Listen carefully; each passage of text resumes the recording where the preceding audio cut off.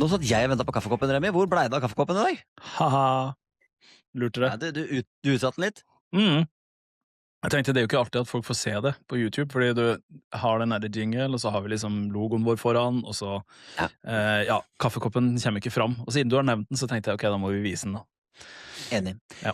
Det har jo skjedd litt, vi hadde ikke noe podcast forrige uke. Vi tok en pause, vi. Vi tok en pause, det gjorde vi. Og det jo litt sånn der jeg tenker nå, når vi I sesong, hvor vi også fokuserer litt på YouTube, så kan det være uka hvor det ikke skjer ting, men vi prøver så godt vi kan. Det kommer en episode I ny og ned, og jeg håper at folk setter pris på det. Det var et bra rim. Enig. Det fikk det på rim også, det bra. Litt allikevel om siste uka, du har jo vært skadet, og du har prøvd deg litt igjen. Fortell litt om Remis discgolfliv akkurat nå.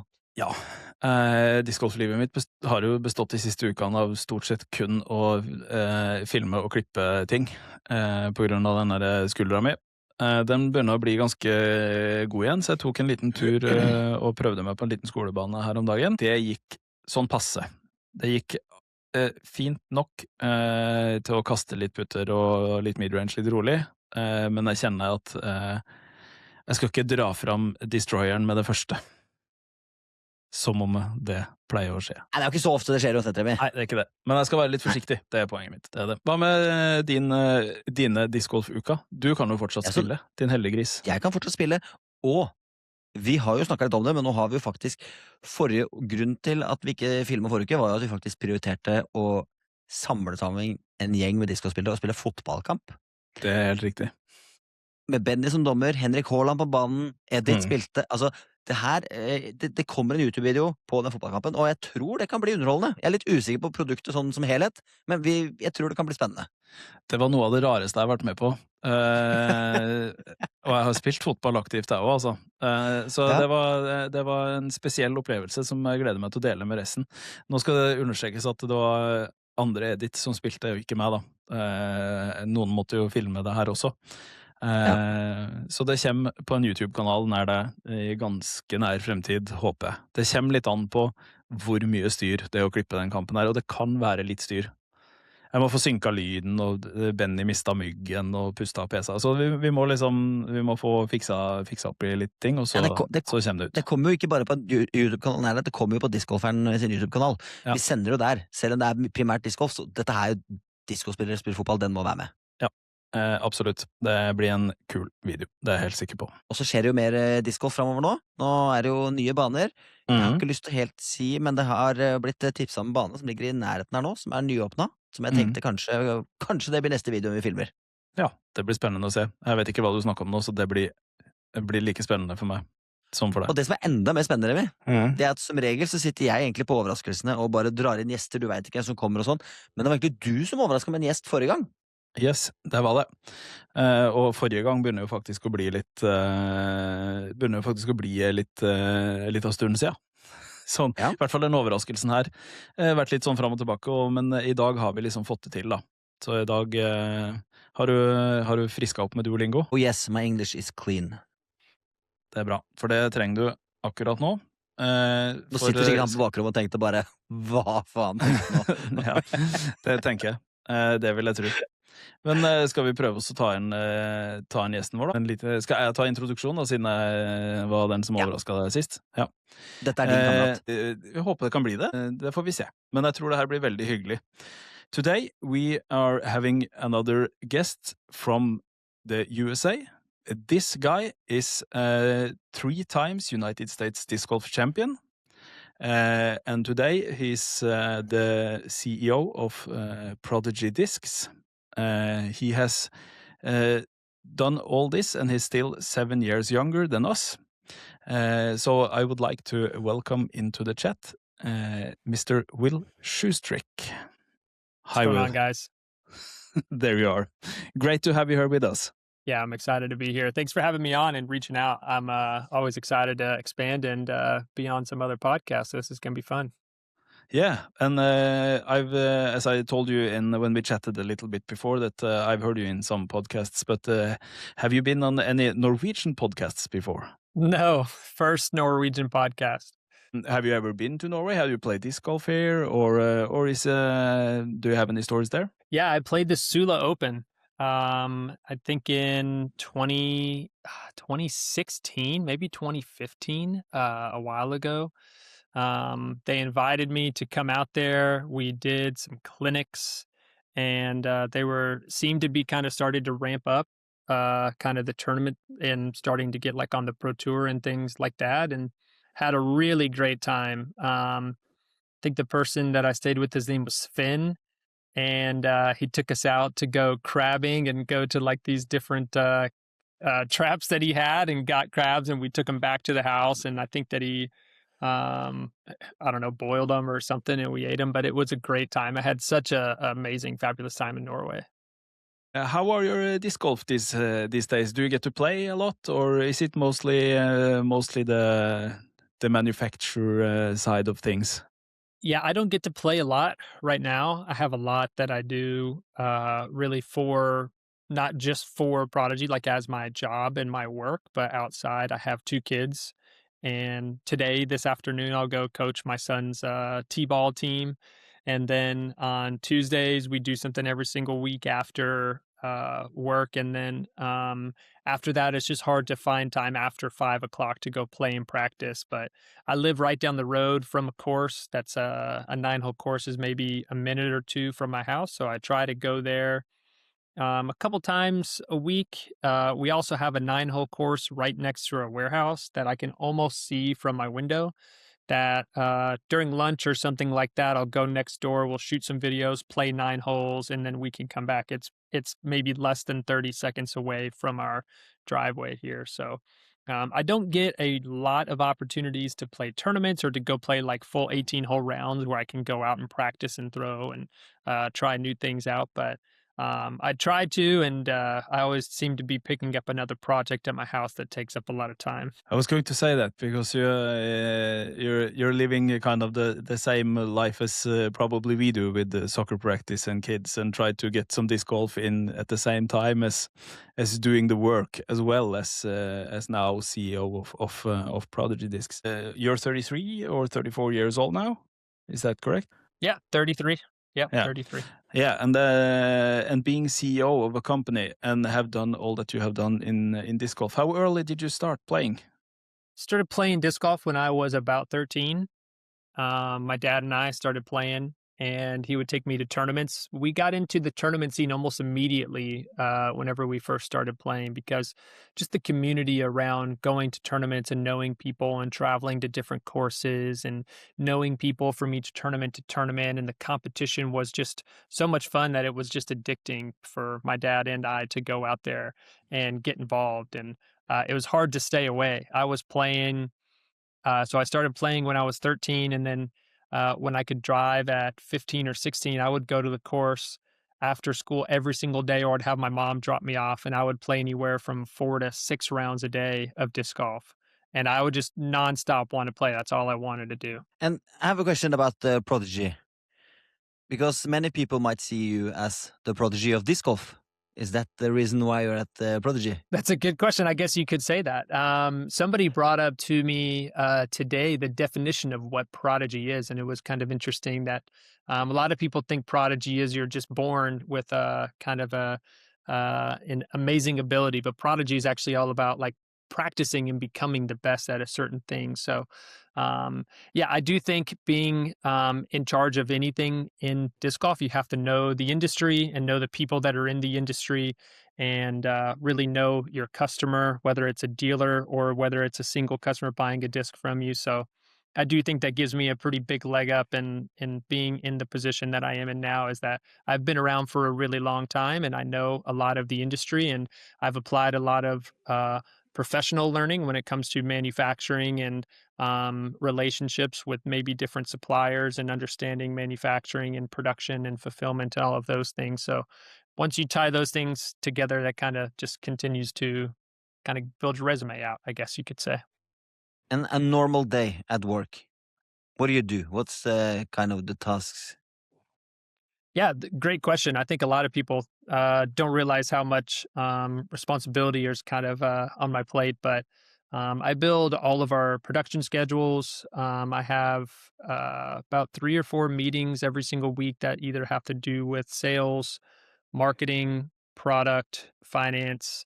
So I'm building the production schedules. We're scheduling new products or new releases. We're working on really the day-to-day things that are happening. Maybe it's working with our largest customers. I also work with all of our distributors, whether they're in Europe or Canada, all of the big buyers in the US. I'm talking to them and talking to the people that are ordering from us to making sure that our production is making the correct numbers that are needed, or maybe more are needed for certain customers.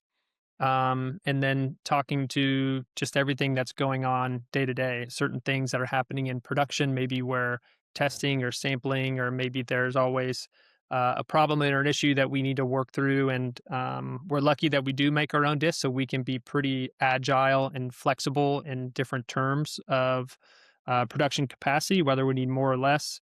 And we're always trying to grow. So there's always some project that we're working on and trying to get better. So really all facets of the company from top to bottom. I'm coming in and I have a checklist on my notebook that I'm going through every day and trying to push through either day-to-day stuff or improve for the future.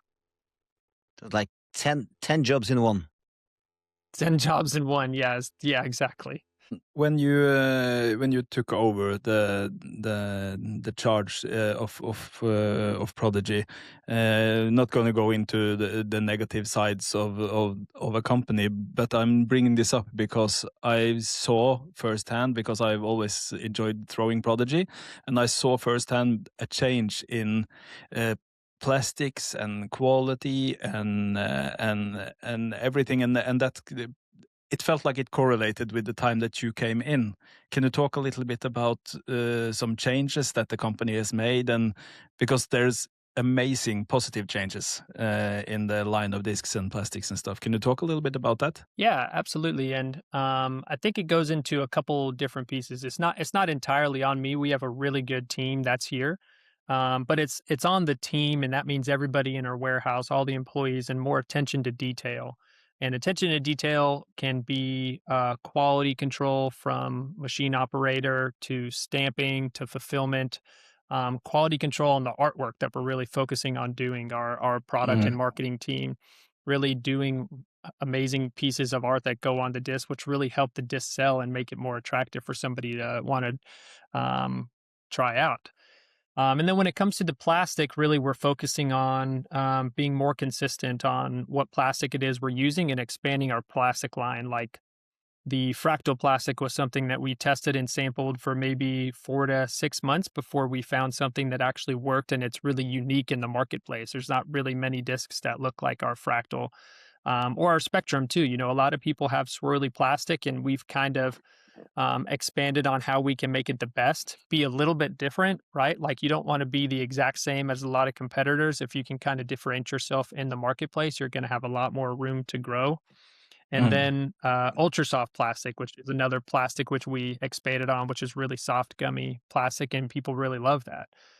We've really just super focused and empowered our employees to really focus on those smaller, detail-oriented, listening to customers, whether it's a dealer or somebody who recently purchased our disc, and make active changes in the moment, not waiting several months or several weeks, and taking real feedback and applying that to the company and the product or the process. That's amazing, because you see a lot of companies are ramping up the different types of plastics and swirls and stuff, and I saw maybe some of the companies maybe pushing a little bit forward, but I've seen you come and be just as good, if not better. So props for the great work. It has really it's been really good to see the improvement of the discs now, and I really enjoy throwing them as well, and especially for bringing back the M5 is a personal favorite of mine. So that was pretty great to see coming into the line again. Yeah, I think a lot of people have loved that stuff, and again, it's really putting attention to detail and being deliberate with the choices that we are making. Listening to our team and our customers and our feedback, and making the right choices. And what about because in a company like Prodigy, many people think that it's just discs, but you also have bags and you have baskets. There's a lot of other projects also. Do you also work on that, or is it mostly the discs? Yeah, the main thing that we do is this, and there's an old saying, you keep the main thing the main thing, and the main thing that we do that we needed to be the best at is making discs. And we kind of got away from quality control and making sure we're having the right plastic or the best plastic or expanding that plastic line and keeping track of our actual QC process. We've gotten away a little bit from the bags. We are still really big and popular when it comes to baskets. Bags and the popularity have kind of gone down a little bit I think within the last 3 to 5 years, just because there's a lot of bag manufacturers that are out there. So it's a pretty crowded space right now. We can really separate ourselves when it comes to discs and plastics and variations and stamps, and we can control that marketplace a lot easier than we can control the bags. We'll definitely get back into having a full-on bag lineup. Right now, we're kind of out of stock on a lot of the stuff like BP1, BP2, BP3, BP4, but just expanding on that. We'll expand and come out with new colors. It's not quite the time to do it yet, I don't think, with just the disc golf market in general right now. I'm still involved in this. Yes, absolutely. We need to bring in we haven't really looked at it, I should say, about like expanding on the bag lineup in quite some time. The baskets are something that really have been in our favor for quite some time because we make good quality baskets. We have maybe the best pricing on baskets in the US, along with really good color variation. And again, that goes back to quality as well and listening to what consumers have to say, because we came in pretty hot at the start of our company, and we really made a big splash on the professional scene, sponsoring players and coming out with baskets and bags really fast. And I don't know if we were quite ready on the side of consumer feedback for certain products. We almost kind of came out with our first release of basket, and I think we could have made some improvements already on that. But it was hard to. You really can't go backwards, right? You get one shot, and then kind of first. What do they say? The first take is usually how people think of you for the rest of your whole company's sake. So you got to have the good first impression. That's what I was looking for, good first impression. And but then the last 5 years, we really have buckled down on the basket quality as well, when it comes to the quality of paint and chains and the configuration and the weight of the chains and things like that. So we've improved on that part of it. But again, everything in business is just making small improvements every day. And then whatever you're doing now, trying to improve it the next time, whether you're making discs or baskets or bags, and what can we do to improve? What was a pain point? What was it that would make our product stick out more than somebody else? And I also have a question about, sorry, Remy. Yeah, I was just going to ask a little about that when we talk about disc design, both the mold stuff, but also the design and plastics and stuff. Do you, since you have been playing for a while, do you see how disc design has changed the way people choose to buy discs, and what kind of disc they use, and how the sport is played, how they would choose to use and buy the discs? Do you see any change in people's mentality towards buying discs? Yeah, that's a good question. I think that it is a little bit of a different approach in marketing, more than the approach of mold design. And it's changed a little bit when you look at, call it back in the day when there was only 2 or 3 manufacturers. Doesn't really matter too much, you having flight numbers on the stamp. It didn't really matter too much of having these special influencers doing videos, or it didn't really matter too much of social media. But nowadays, that is number one. Number one is marketing. Who's got the discs? Who's promoting it for you? And what is their category? How are they getting a new customer into your ecosphere? And that's, I think, one of the biggest things. And then that comes down to your own retention of customers. Well, if you can bring in new customers, it's about keeping them into your circle. And so you have to play that game of who are you working with to promote your products, to bring in the new customers, to keep them around and have that retention. So they're a long-term customer, not a one-time buyer. And that has just changed completely from back in the day. You would go into a store, you would pick out a disc, and then you would probably go back to that same store because they were in your local town. But nowadays, the name of the disc matters, because that could kind of go viral just for the name of the disc. It could go viral because it's connected to a professional player and the professional player helped design that mold. It could be super limited edition for an event, like the World Championships this year. There's so many different angles that you could take on a mold. Um, and to be honest, sometimes it doesn't matter whether the mold is made for a beginner or advanced player. It just is all about how you're marketing it specifically to that certain demographic of player. And so, yeah, that's kind of how I see it. Because I have a question about the disc lineup, because you have these letters and the numbers, and it's more stability. Is that like you can talk about how you choose this? Yeah. Yeah, and the whole point of the naming system from the very beginning is to make it a lot easier to understand and our core, and I'll call it our core naming structure to kind of make it easier to talk about, but D1, D2, PA1, PA2, like that naming structure is our core lineup.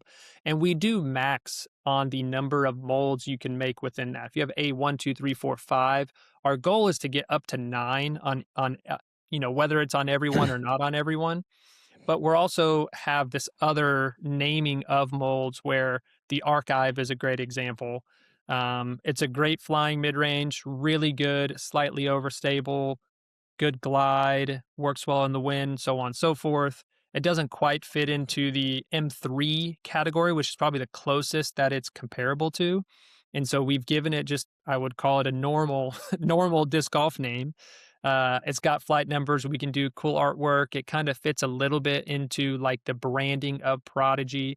And so I fully expect to always keep our core naming F1, F2, F3, A2, A3, A4, that kind of stuff, and know that that can be an introduction for somebody knowing A is for approach. Okay, D's for driver, F's for fairway. Okay, that makes it really easy to understand.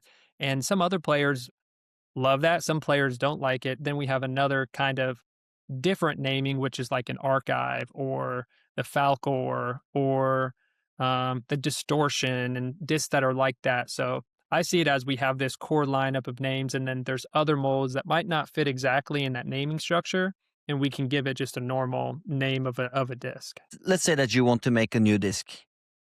Let's say that you want, for example, to make a more overstable approach disc. Is that do you take the A1 and then work from that, or do you start completely new mold? And how do you give the discs numbers? Is there some kind of system, or this kind of you to decide? Yeah, that's a good question. It was really easy at the beginning. I was not, I'm not super involved in the design of the molds, but what we would do is we would have an idea. Hey, we need to make like you said, a more overstable approach disc. I think the first thing that I would do is I would test discs that I know have that flight capability. Number one, I would then ask myself, okay, what gap in our lineup are customers asking for? And does that fill a void that would actually sell a lot of discs if we were going to bring that in? Because we have a lot of fans and a lot of people that will throw all Prodigy. So if we can fit a gap that we're missing, we're actually going to sell a lot more discs than coming out with another disc that's similar to something else. So first thing that I would do is look at our lineup and say, okay, what are we missing that we really need and people have been asking for? A great example of that was the F9. We really did not have a very understable fairway driver that was smaller rimmed with a lot of glide. And you can be a beginner level player and just throw it. We had an F7, we had a D6. I don't even think we had the PA5 back then, but we didn't have something that was that understable. So he said that is a priority that we need, is an understable fairway. M5, another great example. We did not have an understable mid-range in our lineup. So we look at it from a sheet in from meetings, and we discuss and we say that's a priority that we need: understable fairway, understable mid-range. And we even need more understable mid-ranges and more understable putters and more understable drivers. That's where I would love to get to, is having more of those things. But what I would do is I would test other molds from other companies to say this is the type of disc that we need in our lineup that is missing in our lineup. Find a way that, okay, with their or a design similar to this, what can we do and change? And how would we like to see that better? Is it deeper? Is it something with a little bit more of a dome, less of a dome? and then you turn that into our own plastics because every plastic is a little bit different. So every mold is going to function a little bit different when it comes to what plastic you're running in that specific mold. I have one more question, Remy. Yes. This is more like a marketing question, Will, but let's say, because you said that you wanted the F9, which is super understable, and you said beginners could throw it. When you design your new disc, or if you work on something in the lineup, is the most important thing to get to new players, or is it to get, because probably the touring players won't use the F9 that much, or is it more important to also get the discs that you can use on any level? And of course, any level can use the F9, but you understand the question. Yeah, absolutely. It's a good question. And I think it's very hard to look at a mold and say objectively, this is for beginners, because somebody who just has a lower arm speed, and that definitely comes down to marketing and the verbiage that you use and who you're targeting with a specific type of marketing. Because the minute you say beginner friendly, and if you've been a player for even 6 months, you're like, okay, I don't need a beginner friendly disc. Like, who needs a lightweight beginner friendly disc? Well, guess what? If you have somebody has a slower arm speed, you need a lightweight beginner friendly disc. So it's like, you definitely got to be careful with what you're saying specifically about it. And I think lower arm speed, and if somebody can understand high speed overstable or low speed overstable, then they're going to understand, okay, if they don't throw hard and they throw less than 100 meters, they should probably have something that has a very low stability at a low speed. So you don't have to throw it really hard. You don't have to turn it over. It can just have a nice neutral flight path and going straight. Because it's really easy to find a disc that go right and really easy to find a disc that goes left. It's hard to find a disc that will go straight. What do you think about that, Jon? We had an instance where Jon found out that the disc he was throwing really well all of last year was just 158 grams, and he felt ashamed. No comment. You didn't know that it was 158? No. Didn't think of it. Did you stop throwing the disc immediately? He lost it. Yeah, it got very unstable at the moment I knew. That's the problem. All of a sudden, it's just yeah, it's kid's disc. It's how it works. But here's funny. This is what I'm thinking, because if you see the lineup, the A3 and the distortion is kind of the same flight numbers. Mm-hmm. Is it probably a lot, because I know a lot of people, Remy included, A3 is a good disc, which he uses a lot. If I'm new, I'm going into the store and I see one disc, A3 stamped, and another one, distortion, and with a cool stamp, I'm probably picking that up. Yeah. Is that... And that's completely, that happens all the time. It's very funny. And I love to ask people who have no knowledge of disc golf, right? Because it's very easy, if you've been in disc golf for any amount of time and you understand the branding and the naming, to be kind of lean one way or another. Oh, A3, oh, distortion. If you just ask somebody, hey, which disc, like you know nothing, what disc are you going to buy? The really cool artwork or a little bit more of a professional naming? It's kind of like, probably cool artwork, just because. And so that's where we've also focused a lot more on super cool artwork. 2-color stamps, good looking stuff, swirly plastics. Now, if it's a distortion with the stock stamp that says distortion, or maybe an A3, a swirly plastic A3, then they would understand, oh, A3, and then they would throw the A3, and they would say, I want something more overstable. Oh, A2 or A1. Okay, well, that's easy. I can just get that. Oh, straighter with less glide. I'll try the A5. I'll actually try the A5 because I like the A3. So there's kind of two things. If you get the distortion and then you say, okay, I like the distortion, but I want it to be more overstable. What is more overstable than a distortion? You could go online and find reviews and find flight numbers, and then you could find, okay, well, it looks like the A2, but why is it the A2? And then there's the A3 and A1. So those are also close and related. You find a disc you like or you don't like, and you can say, I want it less or more overstable. Okay, I should go this way or go this way. I think you guys have the most complete approach lineup in that matter. The slots are pretty filled already with great approach discs, and to play a little bit further on the marketing side of things, because as you said, that marketing is important and social media is a big part of the marketing nowadays. And we're going to have Broderick on the podcast in a couple of weeks, and he's been doing some cool. stuff, with you guys, and he has a pretty big following on YouTube and has produced some discs with you, the A4 I think and the PA4, which are pretty old molds that you don't produce anymore. How do you see the social media side pushing discs, and how important do you think it is to focus on that more to push the products? Yeah, it's something that I have really focused on in the last 2 to 3 years, is just having really good, my number one thing just in general is really good relationships, whether you do business together or not. But just having really good relationships can take you a long way. And there's a lot of people that do social media and are influencers that just want to be communicated with, just want to be talked to and supported in their mission, which is gaining more followers and getting more traction and building an audience. And Broderick is a great example. Such a nice guy. Him and his girlfriend are so nice. They stayed at my house for a few days. They came in for a Prodigy warehouse opening, Prodigy warehouse sale. And he reached out, over a year and a half ago, maybe now. I said, "Hey, I do this series where I throw all this brand, I've got that video series, which, you were referring to." And I said, "Absolutely, I'll hook you up." And so I put together a box of over 50 discs in a bag, and I sent it to him. And he did so much more than I ever expected. And Yeah. that went over so well. We got really good reviews, and then we ended up doing a disc drop for him, and we pay him for every disc that we sell, and that supports him in his efforts to continue to be an influencer and making YouTube content and promoting his brand.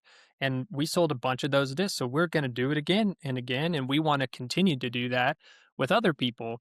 And as long as it's mutually beneficial and they're doing the content, we're selling the disc, they're making a return on that as well, then it's been really great for our brand, because you have other people talking about the discs, showing it off. It's not just a team member that you're paying or have them on your team. It's somebody who is getting the product. And I tell them anytime I send something to an influencer or YouTube video, I say, honest review. I'm not even going to tell you anything about it. You go throw it, you post it online. I don't even want to tell you what to say, because it's not authentic. When you get something and you throw it and they generally say they do or do not like it, then that's it. That's all I need to hear. Or you can say however you feel about it.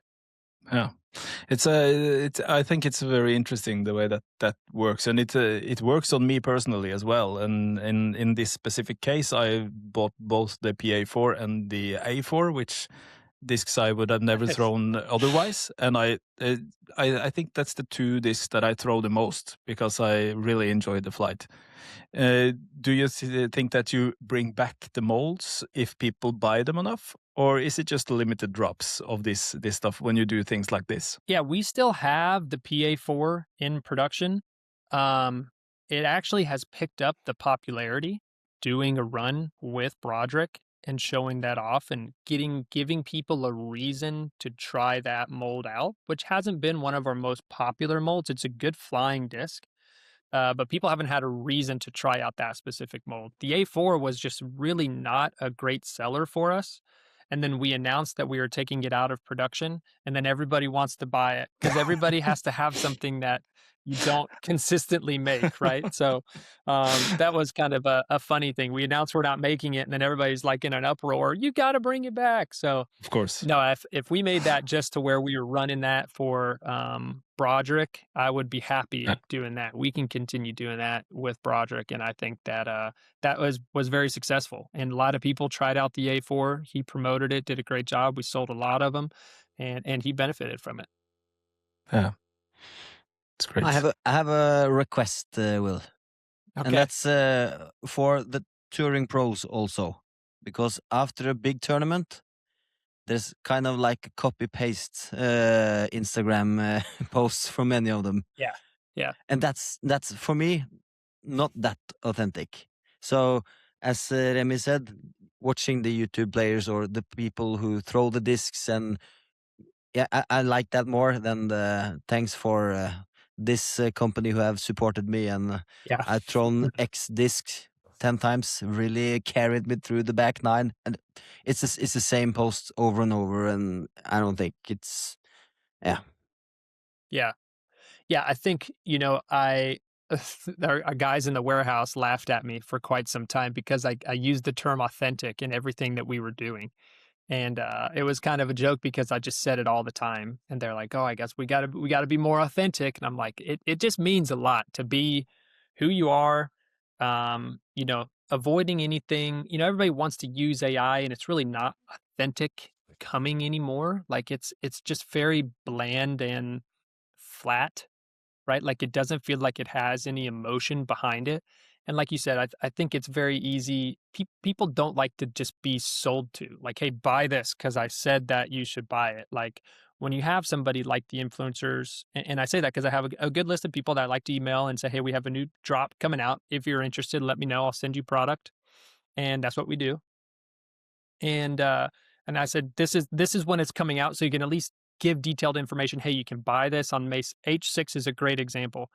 Dylan from Charlotte, Iceberg TV, we send him stuff as well. He just did a video on the new driver that's coming out, the H6, and it's a great video. He actually will text me, hey, I saw you guys were coming out with that. Would love to make some content. I'm like, yeah, great. I'll send you some right now. We send it to him. 2 weeks later, he's got a video up, and he's one of the first ones to get the content up. So he kind of gets more views because he's got a product that somebody hasn't really seen yet.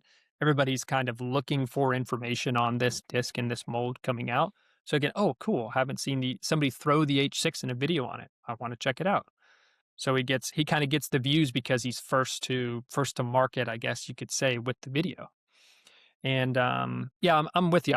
Authenticity means a lot. I think that's why people really like Jesse from Trash Panda, is he's just extremely an authentic person. Whenever you meet him in person, he's authentic. What he's saying online, what he's trying to do in the industry is just extremely authentic. And I think a lot of brands would be a lot more successful if they followed that route versus copy paste, same song, different dance type stuff. I can hear that you are up to date on the YouTube influencers, and you kind of follow that, and I think that's probably a good idea when you run a company like yours to see what's moving in the influencer side of things as well. Do you have kind of guidelines for your players as well about social media? Do you guys work with the players? As Jon said, it can be a little bit generic sometimes, but do you have kind of things you're working with the players on in that regard? I would like to say that we have more of a structure around it. Right now, we don't have as good of a structure as I would like to have it around, and give maybe the players a little bit of a better direction to be more authentic in their own self. We obviously we work with the Go Throw Tour, which is Luke. And Yeah. Luke and Jake and Kevin are always playing as well together, which is great because they have great interactions together. They're all friends. But we sponsor a lot of players really broad. And, it's not easy just making your own, making your own channel and your own following and creating people who actually care what you have to say, right? Like it's hard doing that. It's not something you can just wake up and have. And so it also takes a lot of ambition when you're a player and you're practicing and then you're trying to make videos or content.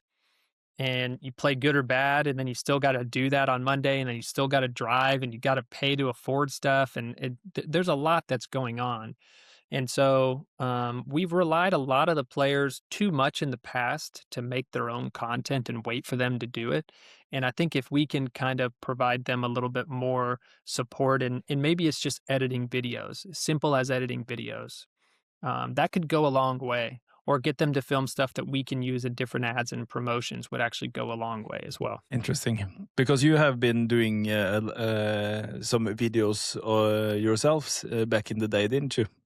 Yeah, you had some videos where you learn people how to putt and stuff. Can you talk a little bit about that? Yeah, that was one of my favorite things. It was kind of like a pastime that I got into that before really YouTube and Instagram blew up. I remember starting an Instagram account and being one of the first disc golfers to have 10,000 followers. I thought it was so cool when I maxed out my friends on Facebook.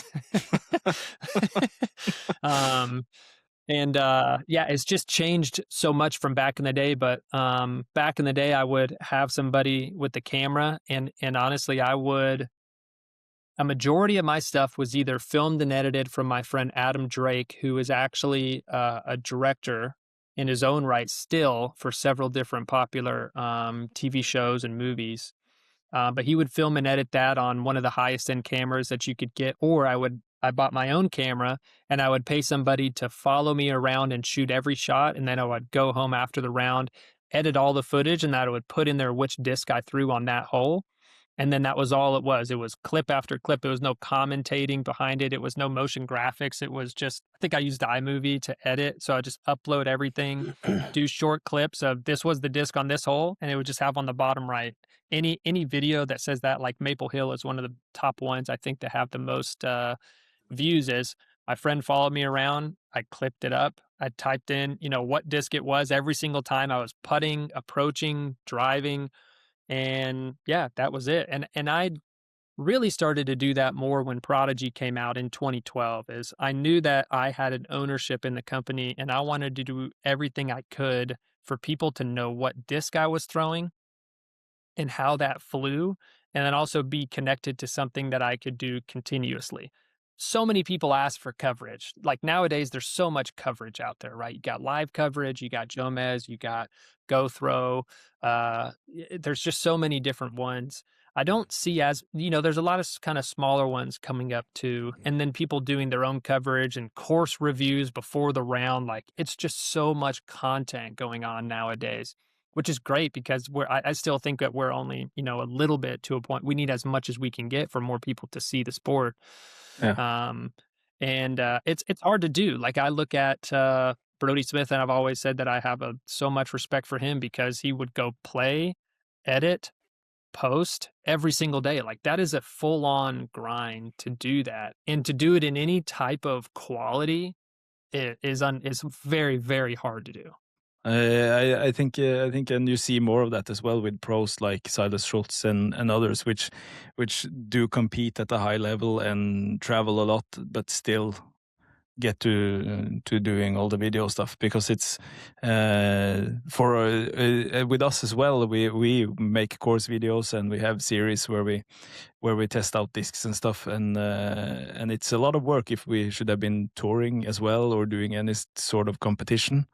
That now we are 40 years old, so it doesn't count. But I don't think we could have done it in our 30s either. So that's the reason we're not touring, of course. Yes, that's not that we can't do it, of course. Yeah. But we can also see that the interest in which kind of molds you throw is maybe some of the more interesting things for people to watch. And we have a series, as I said, where we get the audience to choose which disc that Jon are going to choose for his bag this year, and we build the bag through the whole year. And people are so engaged in which molds he should throw. So it's amazing awesome to see. If there's some people who haven't been throwing that much Prodigy discs, what kind of molds should they be trying out? Yeah, I always tell people to try out our best-selling disc. Number one best-selling is the PA3, which is a beaded putter. It is the #1 selling disc that we have. I think coming up on it is the PA5, which is my favorite throwing putter. It's extremely straight, slightly understable right out of the box, a little bit lower profile comparison to a lot of putters. So it's easier to throw and it flies really far. It's almost feels like it's a mid-range in your hand, but it's very controllable, and any arm speed is going to like that in their bag. Any arm speed at all. I use it as a putter, use it as a thrower, approach disc, and we have a bunch of different plastics in it. So those two putters, the A5 has also been one of the most popular discs we've came out with in the last couple years. It's a very semi-neutral, slightly overstable approach with less glide, but really flat. So it's great for forehands, just approach discs, exactly what it sounds like. Driver wise, I would say try out the D3 and the FX4. FX4 is a fairway, the D3 being a neutral driver, but those two together, I feel like a lot of people are going to enjoy those stabilities in just about any disc. So those discs right there will get you through a lot of rounds. That's great. The You know PA3 all was this, actually yeah, I know all of them. I think the PA3 was one of the chosen discs for the bag this year, so it's in the list for Nice. throwing putter this year. So that's going to be fun. And there's a lot of local professional young players that love to throw the PA3 in this area. So when Jon got that picked out, they're looking forward to seeing it. Cool. One of the first approach discs I had was A2 or A3, and the thing I loved about it was was smaller than the other discs. I don't know if that was a special run, or is that something you do on purpose? All of them are the exact same. So a mold is basically like a 3-dimensional cube, right? But it's made of steel, and it weighs about 700 to 800 pounds, or maybe more than that. I don't know what that is, and I don't know what 700 to 800 pounds is. I don't know what that would be, but it's really heavy. But there's no way to really change the dimension of it anytime you make it. There's certain plastics that shrink a little bit more than others. But I think the approach, the max weight is 174, 175. So that would mean that it is just a little tiny bit smaller. It feels smaller in the hand though because of the rim. Like the rim is not as deep as most what would be defined as approach discs. So there's not as much glide, but they're a little faster. So they kind of get to, your approach, of course, and just not carry away as much as maybe some other discs. It's great. I was thinking to talk a little bit about about the playing side as well. You said that you have a family and there's not a lot of room to play, but I've seen you the last couple of years. You have played some tournaments. Do you have any plans coming up to play some tournaments, or is it nothing planned? I don't have anything planned right now. I always try to make it to the USDGC at least. That's one thing that I always love to go play and be a part of. Just because I have played that when I was 14, I was the youngest to ever play the USDGC, and so it's just always great to go back there and be there on site, especially with everything that's going on. It's not too far away from where I live. It's about a 4-hour drive from my house, so it's not too far. I have a friend that lives down the road, so I end up staying with him, playing the tournament, seeing people I haven't seen for a long time.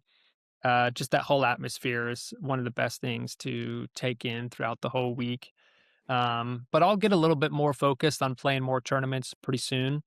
It's just hard right now where just the stage of life with everything going on to kind of focus on practicing, being ready for the tournament, traveling to the tournament, playing in the tournament, coming home, and then going back to work, right? So there's just a lot of things that go on from top to bottom. To put disc golf as a priority is just not something that I'm kind of doing right now. Yeah, because you turned pro pretty early, and we see now that some of the best players in the world haven't turned 20 years old. And how do you have first-hand experience with this? But how is it to be that young and kind of be in that position of performance and people expecting things from you, and how did you cope with that, and how did that feel for you? Yeah, I think it's a little harder nowadays because there's so much outside pressure from the social media side and the amount of eyeballs looking and watching what you're doing and basically picking apart every single thing that goes on. Like right now, if Gannon takes 35 seconds on a shot, the whole internet is like hitting enter on their keyboard and making a comment about like, it's 35 seconds. It's like nobody would have ever said that back in the day to anybody, whether it was me or anybody else that was on my card. They never would have said it or haven't given the opportunity to do something like that. And nowadays, it's just an immediate keyboard warrior coming at whoever it is. And that applies a lot of pressure to somebody's mental state when they're when they're playing a sport that is very mental. Disc golf is very mental. Like it really is. Anything golf related is very, it takes a lot of mental capacity to be able to get through those things and not have them affect you. It's definitely a lot harder than it was back in the day for me because of that aspect. It's also, a little bit different because there's so much more money in each event now is so prestigious. I won the Beaver State Fling, and I think I won 3,500 or maybe 3,500 or $5,000 at the time. And what was $5,000 at the Kansas City Wide Open last week? Was that fifth place, probably something like that. I don't even know what it is, but it's like, they're playing for a lot more money. And it's probably similar type, if it was just playing side, it's very similar, if not the same level of competition. They're shooting similar scores. The courses have changed just dramatically across the board, like with the amount of out of bounds and length and making things always difficult. They're playing on baskets that have to be replaced every 2 years. I think there's a standard on the Pro Tour where you have to, if you have a course on the Pro Tour, they have to be replaced over a certain amount of time. And I've played on NTs where the baskets were 20 plus years old. Right. So it's like, that's also kind of a funny part of it. A lot of stuff has changed for the good. I don't think there's a lot of bad changes. I think that there's still a lot of growing pains that disc golf is going to go through. The more popular it gets, the less casual it becomes. And so I think a lot of people are going to have a tough time with a lot more pay to play courses, paying to go watch the tournaments. More added cash means higher entry fees, means maybe less players overall. Sponsorships being more severe in different cases, and maybe paying more, but you have to do a lot more to get to a certain level of sponsorship. So because I think it's pretty interesting where disc golf is heading, because there have been discussions about this as well, because it's a sport that is growing pretty rapidly, and especially here in Norway we see it grow amazingly rapidly in the number of players and stuff. But on the professional scene, some people talk a little bit about the Pro Tour is such a small group of people, and the people who are commentating on the sport and doing coverage, it's a big group of friends basically. And when stuff happens and you get controversy and stuff, there's it kind of lacks in some aspects the professionality that bigger sports has, because it doesn't get called out in the same way, it doesn't get discussed in the same way.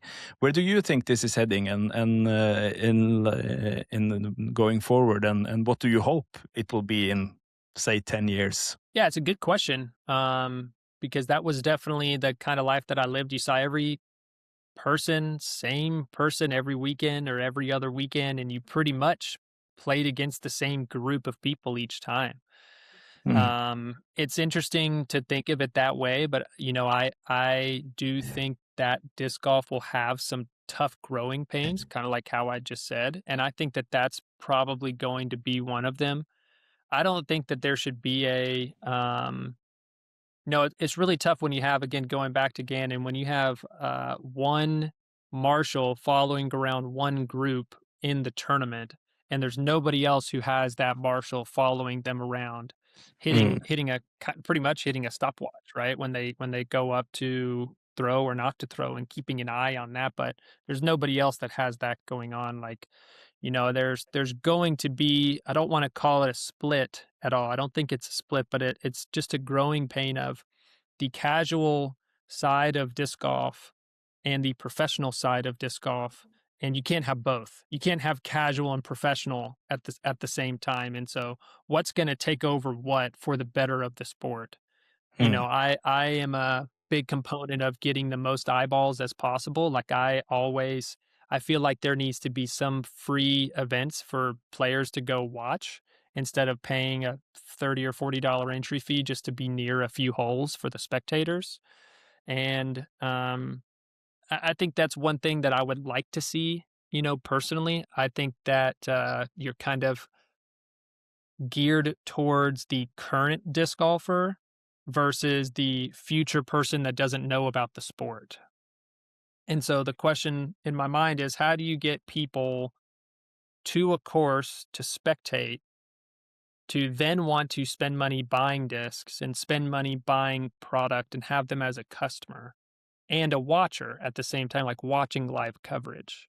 Because right now, to go watch an event, you have to pay money to even walk into the park. But if I've never even heard of disc golf, I'm not going to go and pay $30 to watch it. And so I feel like that these events could do a little bit of I don't want to say better, maybe of a different approach to growing the sport as they're having these professional level events. They could get more people there that would actually get more players in the long term. I have one listener question. Oh, you have a listener question. That's fun. Oh, yes. It's from our friend KR Disc Golf. It's a this or that to Will. Wow. Are you ready for that? I don't know. I don't know what it is, but I think I'm ready. Okay. So you have to choose one or the other. It's Okay, 8 questions. I'm ready. All right, I'm ready. So it's, do you prefer forehand or backhand? Backhand. Distance driver or putt throwing? What was the second one? Putter. Putter. Yeah. Hyzer flips or flat releases? Hyzer flip. Do you like wooded courses or open courses? I would go more open. Hmm. The risky line or the safe play? Risky. Do you prefer tailwind or headwind? Tailwind. And do you like tournaments or just the casual round? Casual round. And do you like disc golf or hairdressers? It's a tough one. Yeah. For disc golf. Yeah, that's from our friend KR. Yes, but as I was saying, we're approaching the 1 hour mark, and it's been a pleasure to have you as our guests. And we'll talk to you again sometime. And if you ever set your foot in Norway, you'll let us know, and we'll do some fun content together. Yeah, we'll have to do it. I need to come back. It's one of the most beautiful countries I've been to, and I tell my wife, and we always talk about where we need to go to. So Norway needs to be up on the list.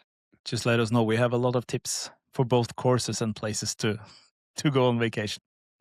Yes, but thank you, and we'll talk to you later, Will. Thanks a lot.